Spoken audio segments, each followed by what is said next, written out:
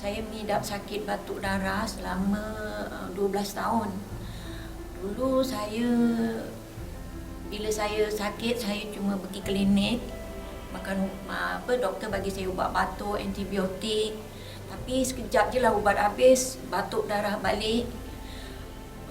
Lepas tu doktor tu sarankan saya pergi hospital sebab saya punya batuk darah kira macam dah teruk lah. Pasal saya tak boleh cakap laju, tak boleh cakap kuat.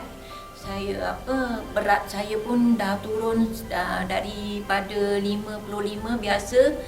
Time saya sakit, berat saya tinggal 43 aja. Berdiri pun tak boleh lama, saya rasa pitam.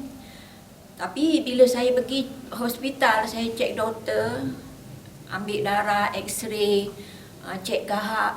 Seminggu result keluar, doktor kata saya sihat. Jadi saya tak puas hatilah sebab saya tahu saya sakit. Tapi saya pun pelik kenapa doktor tak tahu sakit apa saya ni. Jadi saya ambil alternatif lain lah. Takkanlah saya nak bergantung dengan cakap-cakap doktor.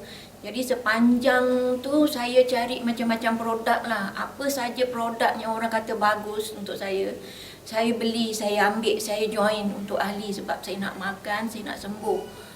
Sebab saya sakit batuk darah tu yang paling teruk pada akhir tahun 2016. Tidur pun dah tak boleh tidur macam orang lain, pakai 3 bantal. Kalau saya tidur pakai 1 bantal, saya akan tersedak. Bila tersedak memang darah lah. Lepas tu saya dikenalkan seorang kawan tu kenalkan saya dengan Cik Syarul, dengan Cik Zainal, kenalkan produk Samarat tu. Jadi orang kata saya cubalah, saya memang tengah cari produk yang untuk penyakit saya tu. Lepas saya makan, masuk dalam botol ke-3, botol ke-4 dah nampak kurang. Batuk, walaupun saya ada batuk lagi tapi darah pun dah tak keluar, cakap pun dah macam sekarang lah, dah laju. Tidur pun bantal dah guna 1 bantal. Makan pun dah selera. Berat badan pun dah normal balik, 54, 55 macam dulu balik.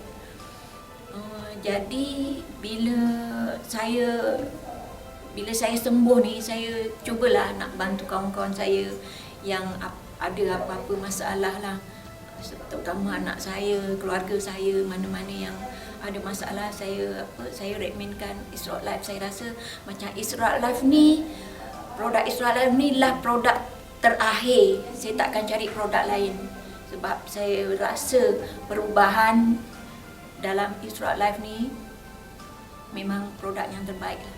Itu je.